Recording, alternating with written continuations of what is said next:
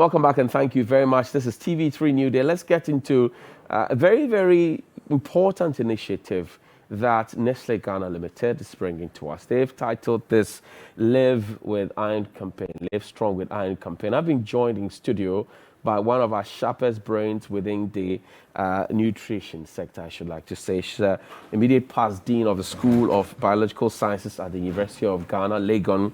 She is also a professor of nutrition, consultant, nutritionist, the Department of Nutrition and Food Science and Biological Sciences College of Basic and Applied Sciences of the University of Ghana. I'm distinguished and honored to host Professor Matilda Steiner Esiedu. Madam, welcome. Thank you very much for your time. Thank you. And how are you doing? I'm blessed. You're blessed. Yes. The rain got to you, but you were here very, very early. Yeah, because I had to avoid the traffic all the way from Adenta. You know, it can be crazy, so. I know, but thank you very much for coming. What is the Live Strong with Iron campaign that you are championing with Nestle? Yeah, Live Strong with Iron campaign is a campaign that is being sponsored by Nestle Ghana as part of their social responsibility to help Ghanaians eat better, live long, improve their health, and also to fight, most importantly, against iron deficiency anemia, which is a global challenge. And Ghanaians are no exemption from this deficiency. Why is it important or relevant at this time?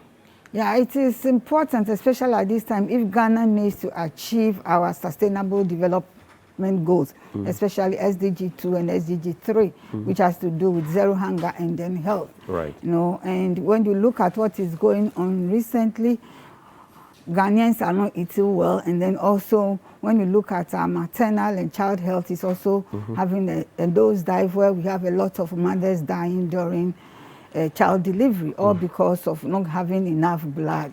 So that is why Nestle has taken this up to make sure that we have a healthy baby, a healthy nation, and healthy mothers to give us wonderful future leaders for Mother Ghana. Are we talking about the pressing iron? No. Oh, what kind of iron are we talking about? We are talking about the nutrient iron, which is a micronutrient, and it is abundant in both our animal source foods and then also in the plant source foods.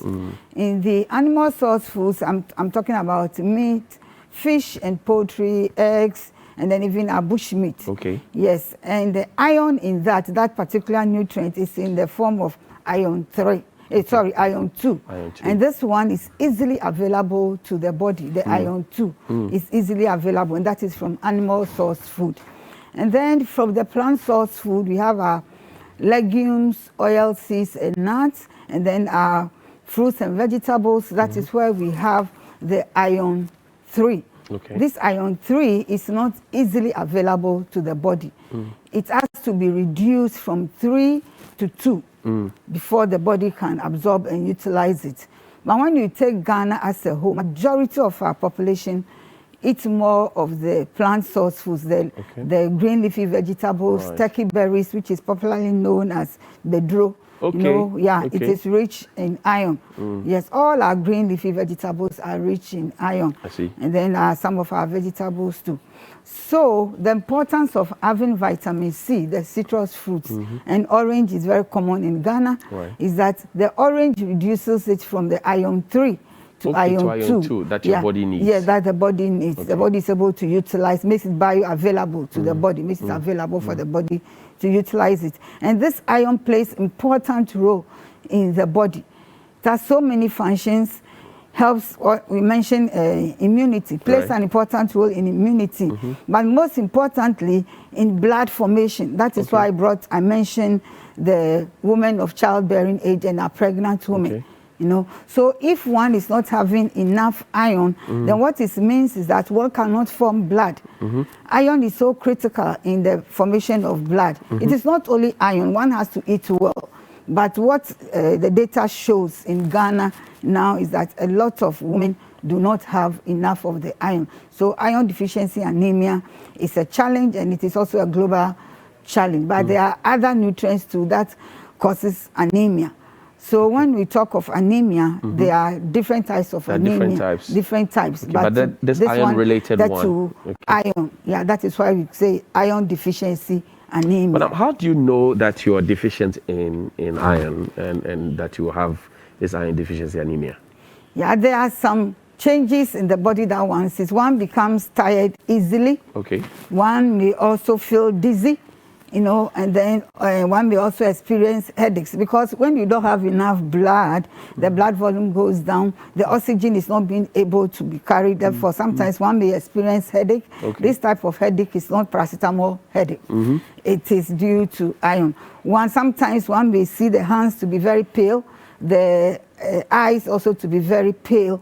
These are some of the symptoms, but the best thing to do is to go to the hospital to be diagnosed and then to be specifically pinpoint that this anemia is due to iron, and then that can be treated. I'm getting interested in this. Now, let's look at the magnitude of this problem, and then who is most at risk of being deficient of this iron thing you're talking about. Yes, we have mothers of women of childbearing age between 15 and 45. Okay. And sometimes you can even go down to around 8 to 9 when people start having their menstrual period, because every month women tend to shed blood. And because of that, they lose a lot of blood. And if you are losing blood, you need iron to make the blood. So that is why it is skewed towards women. Okay. That doesn't mean that men don't suffer from it. All across the life stages, everybody can suffer from iron deficiency, but it is skewed towards because of this special demand. And then when one becomes pregnant, the situation even becomes worse, because blood volume has to increase so that the mother can support herself as well as the baby that is developing. Yeah, that is why pregnant women are also at most risk. You talked about immunity, that it gives immunity and all of that. It takes my mind to what the immune system is. And then are you able to help us with a brief definition, Prof? Okay, the immune system is basically what protects us from getting infections. And there are two main types. We have the innate, that is the one that we are born with. Okay. And then the one that when we come into the environment, then we develop it. Yeah. So that, for example, if you are in a place where there's a lot of filth and so forth, you develop certain immune antibodies against any infection that is in the community. So you are protected, and somebody foreign person who comes in may easily get it. Yes. So it is a sort of protection. So iron is needed in strengthening the immune system, boosting the immune system, developing it. However, there's a controversy here. Which is? However, too much of iron can also be a challenge, because the microorganisms that you are also trying to fight, they also need the iron for their own metabolism. Okay. And therefore, they can also cause the microorganisms to multiply. Right. That is why sometimes, I mean, where people do self-medication, you know, it is not right, because sometimes when you are infected, then you are taking iron supplements, iron tablets, and so forth. Then it means that you are feeding the microorganisms also to grow. Okay. And therefore, you'll be sick for long. You're harming yourself. Yes. I see. So we need to have balance. That is why it is best to use dietary approaches to get your iron. How do I prevent myself from being deficient in iron? Yeah, so what it means is that you have to eat and eat right. Okay. Choosing the right foods. And as I mentioned, our green leafy vegetables, okay, so we have a lot of kontomire, bokoboko, ademegboma, dandelion. And sometimes I say these things are free. Sometimes you don't need to buy bokoboko, you can just plug them. Right. Dandelion is all over the place. Yeah, so it's not. But we tend to shy away. We shy away, and that is what I don't know. I think sometimes Ghanaians, we have that status thing, you know. You don't want anybody to see you bending down to plug dandelion. I mean, I don't care. I just plug in. Yes, I mean, you should value your health and don't look at what people say. You know, so that is very, very important. You know, so all these greens, yes, we can have them even in our own homes. We can use some of the flower pots and put some of these things in. They also look nice, green. They are flowers. Well, meanwhile, you are getting benefit from them. Yes. I have heard that people say plantain has iron in it, and that those black spots you see in the plantain. No. They are just some tiny cysts. That is not iron. Okay. Yeah, and then sometimes people also say that when you cut, you know, the knife becomes black. It's oxidation. So that is not it. Yeah. That is not it. But now we should focus on the green leafy vegetables. The green leafy vegetables, we should eat them. And one important thing about the green leafy vegetables is that they also contain folic acid. Okay. And this folate is also very, very important in blood formation. You know, and it also contains provitamin A, the carotenoids. Okay. Also helps, works synergetically with iron. So if you are eating the greens, you know, killing one bird with 3 stones, you get your folic acid, which is important in iron formation. You also get the iron from it. You also get provitamin A. So it is more a complete thing. And then having an orange with it is the best. You know, yeah. So I advocate people should go for orange. Apple does not have vitamin C. Oh, apple doesn't? No, that's why you can see that when you cut apple, in no time it turns brown if you leave it. Oxidation. Yes. So that is why you should use, our local things. Apple is orange is a good yes. source. Tangerine, good source. Tangerine, pawpaw, pineapple. all the citrus fruits that we have. Ghana, we are blessed with everything. So why do we go for it? But then, so it means that you have to consume this daily. Yes, with your green leafy to be able to achieve the iron capacity that you need. Exactly, because know that vitamin C is water soluble. So what it means that when you eat in excess, you urinate it out. It doesn't store in the body. So that is why it is important. But sometimes you see somebody who hasn't eaten fruit a day. Let's hear the person hears a friend is sick.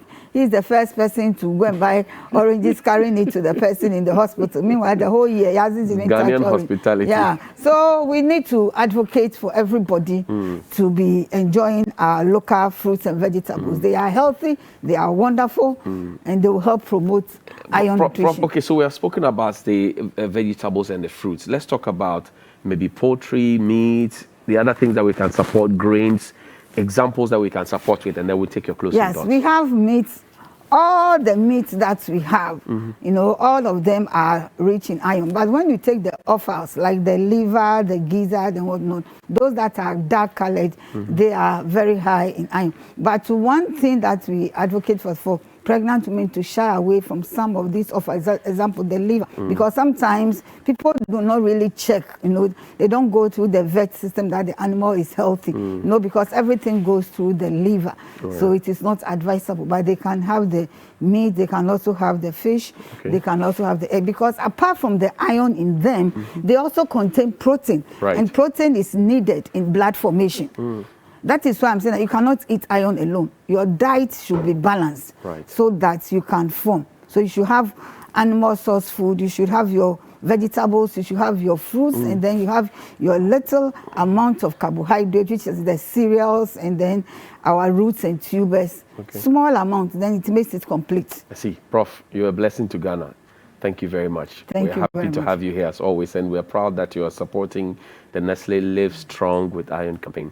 Grateful for your time. Thank you very much. Thank you. And we've been speaking to Professor of Nutrition, and also you had a very detailed in a presentation, Professor Matilda Steiner Siedu. She is a professor of nutrition consultant, physician, nutritionist department of the Nutrition and Food Science of Biological Sciences, College of Basic and Applied Sciences at University of Ghana. Recently, she left the post of being the Dean of the School of Biological Sciences at the University of Ghana. Thank you very much indeed for this conversation. We'll return with another because we're talking mental health in a bit.